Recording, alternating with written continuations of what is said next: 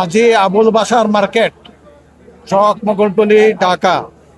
13টা 34 মিনিটের সময় আমরা fire service civil defence station Lalbagh থেকে সংবাদ পাওয়ার সাথে সাথে ঘটনাস্থলে 2টা ইউনিট পাঠানো হয়। আপনারা জানেন যে চক মোগলটুলি এলাকাটা অত্যন্ত যানজট এলাকা এবং লালবাগ থেকে 2টা ইউনিট ঘটনাস্থলের দিশে রওনা হয়। এবং যেহেতু চকবাজারে আগুনটা 8তলা ভবনের 3তলায়, ভয়াবহতার কারণে আমরা হেডকোয়ার্টার থেকে আরো 4টে ইউনিট আমরা ঘটনাস্থলে পাঠাই। ঘটনাস্থলে উপস্থিত হয় আমাদের লালবাগ ফায়ার স্টেশন, দেখে প্রচন্ড ধোঁয়া, অর্থাৎ 8তলা ভবনের মাত্র একটা সিঁড়ি এবং সিঁড়ির মাত্র দৈর্ঘ্য 2 ফিট, যার কারণে 3তলা ভবনের একবারে সামনে যে রুমটা ছিল ওই রুমে আগুন ছিল, প্রচন্ড ধোঁয়া ছিল।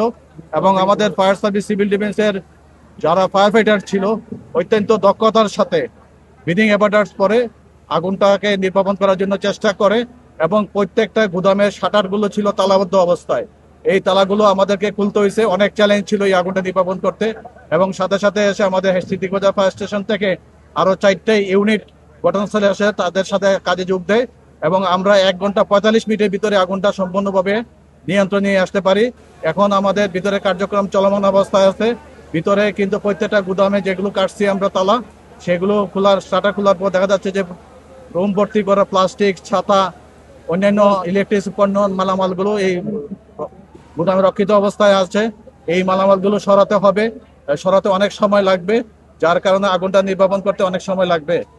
আর বিশেষ করে ফায়ার সার্ভিস সিভিল ডিফেন্স যথাসময়ে সঠিক সিদ্ধান্তের কারণে আশেপাশে যে মার্কেট ছিল, যে মার্কেটগুলো ছিল, পাইকারি মার্কেটগুলো ছিল, আশিক টাওয়ার ছিল, হাজার টাওয়ার ছিল, আশেপাশে কোনো জায়গায় আগুনটা ছড়াতে পারে নাই। এবং আমরা দ্রুততার সাথে আগুনটা নির্বাপন করি। আগুনের ক্ষতি এবং উদ্ধার এই বিষয়ে এখনো বলা যাচ্ছে না, কারণ আমরা আগুন নির্বাপন করার কার্যক্রমে চলমান অবস্থায় আছি। আর উদ্ধারের পরিমাণ এটা পরে বলা যাবে।